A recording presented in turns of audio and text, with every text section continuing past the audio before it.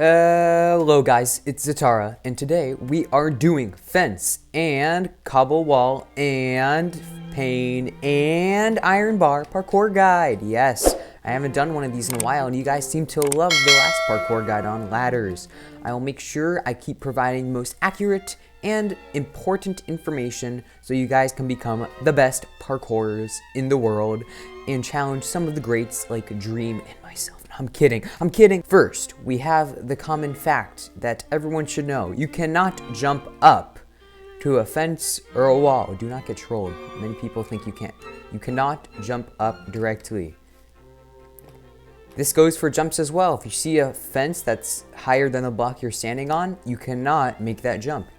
You physically do not jump high enough, so it'll be impossible. However, you can jump on panes and bars, as you can see. Next up, the longest jump for the fence, bar, and pane. The fence has a slightly larger hitbox than the pane and the bar. And this can be seen by the model itself. This is a little smaller than the fence, but it's not as small as you would think it would be. And let me just show the jump with momentum. This is required for momentum. Those two don't need momentum though. This is the longest fence jump. There we go. As you can see, first try. Whew. It's a 4 block, almost 5 block jump pretty much, because you can see it's like a little extra space between the 4 blocks as well from the fence. Yeah, but that's the maximum block jump with fences because of momentum. And here is the maximum pane jump and maximum iron bar jump. And now here's another tip. Watch out for flower pots. They are tricky. They are evil. Oh yes, I forgot to mention here before, F3. If we go into F3, we can see the fence. If you look at my Y coordinate for XYZ, it's 7.5, 1.5 blocks. Down here is 6, so you know it's 1.5.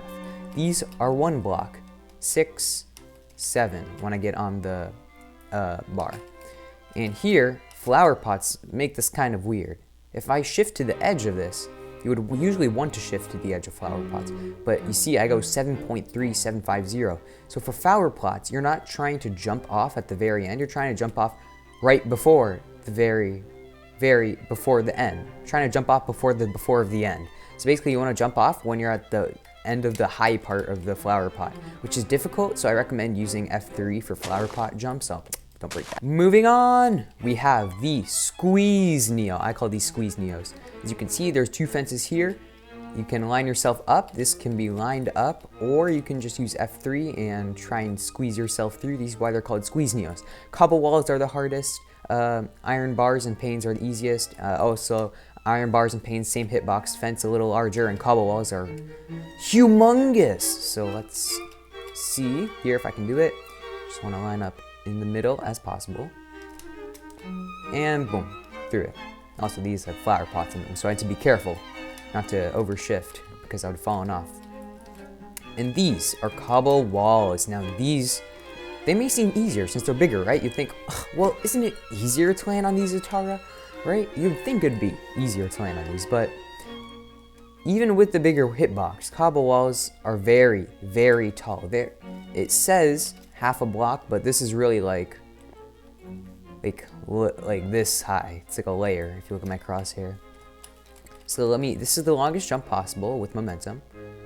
Let's see, first try again. Not first try. Mission failed. We'll get them next time. And align yourself as straight as possible, like I said in my previous tutorial. And there we go.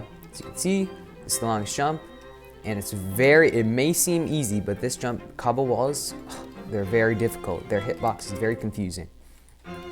Now, we're getting onto the Fence Neo. The bar/pane Neo. And the cobble wall Neo.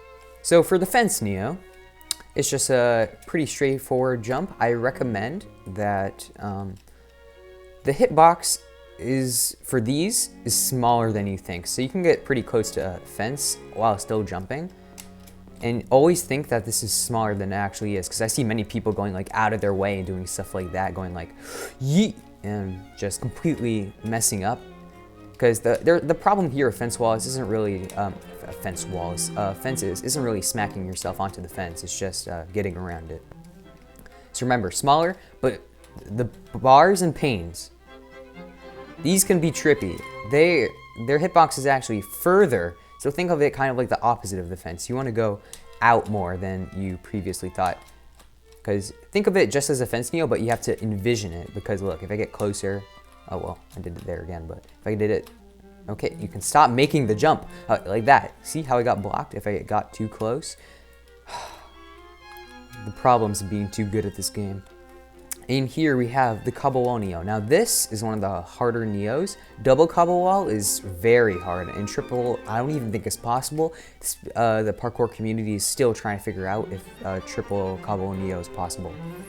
So without momentum, the Cobble Neo is pretty difficult. Let's see if I can get it here. There we go. Second try, and let's see if I can go back. No, you see, the hitbox, it looks further than it actually is, and they're very tall, so it blocks you after your jump. You have to land earlier than you'd think. Now we have the diagonal flower pot fence Neo. You see, you can combine any of these in many different techniques that I mentioned in my previous parkour videos, the ladders and just parkour basics, and you can create different types of combinations of Neos and different types of jumps. That's why parkour is amazing. There's like infinite possibilities. This is a flower pot fence Neo, a diagonal fence Neo. As you can see, you go around the fence, you can get blocked, so be careful. I recommend you go in a crescent motion. Like when I do parkour, I use F3 some of the time, because it helps me set up jumps and it helps me determine how much angle. Like I look at my facing direction, it says facing south right now, facing east towards positive X, and I look at the numbers, and that helps me find a great number that lets me make the jump every single time. That way there's no RNG or risk factor included whenever you're on a long parkour. You can just have this number that you can refer to and just remember it, and then you can always look at it and you know you'll make the jump. That's kind of like a safe number that'll make you always safe.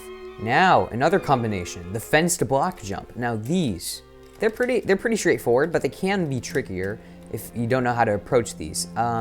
So fences, the hitbox extends a little further, so you only have this little room to move. This is basically a way to prevent one block momentum, because you pretty much can't do one block momentum with these jumps, but you can shift tap. Shift tapping is another method of one block momentum. Oh, whoops, just flew there. But that's only used for very precise jumps, and these jumps usually are just found like, oh, what? Why do I keep breaking block? But yeah, pretty straightforward. You just jump, don't use momentum. And now, warning, fence plus iron bar / pane is very funky.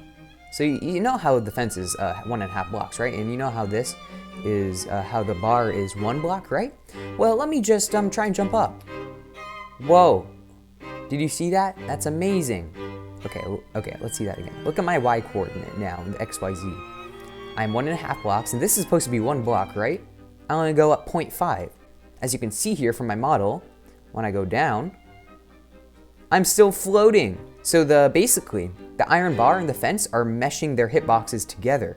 And this is really weird because I don't know any other thing in Minecraft which does this, because usually the Java for Minecraft pushes objects apart and it doesn't allow objects to be together. So this is a really weird exception. Basically, the hitbox of the iron bar and fence are fusing together. And this could be really weird and could be used for some jumps maybe in the future. As you can see, I can just shift up. I don't even need to jump up these. And yeah, it does make it kind of sketchy when you are jumping from iron bar fence to iron bar fence. It just feels pretty weird. And now, some general tips. 1, remember shifting. Oh, I should have put a slab there. Number 1, remember shifting. Shifting is a tool that you should be using. Shifting is very, very useful, and I recommend that you shift right as you land on the fence. Do not do it before. Do not do it before, or else you'll slow down all of your momentum, and you'll probably not be able to make it. But yeah, shifting after you jump is a great way of making sure, like as I said before, if you have a flower pot, it's a great way of making sure you don't fall off the flower pot, because those are kind of sketchy with the decrease and increase in Y intervals. And just remember, these kind of weird. Get used to these as well.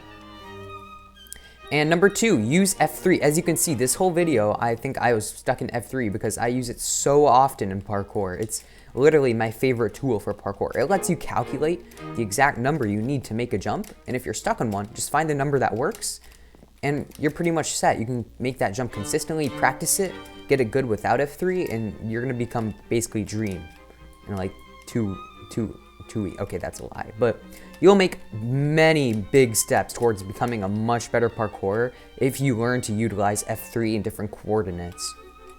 Number 3, this one we all suffer from. Don't get tilted. Well, I think those are the only tips I can give you guys, because that's pretty much all parkour. That's a tip for all parkour, not just fences. Don't get tilted, okay? And I'm not the best role model for this. So, yeah, guys, those are my tips for fence slash cobble slash pane slash bar slash everything. This should be a complete guide on everything you need to know about panes and bars and fences and cobble walls in Minecraft. And I hope you guys enjoyed. If I missed anything and you want me to go over anything, tell me. I'll be making a video in the future. I can make a part 2 easily. And yeah, so leave in the comments if you enjoyed, if this was helpful, and please subscribe if you enjoyed. Zatara, out. Oh, wait, that's wrong. Come on. Zatara, out.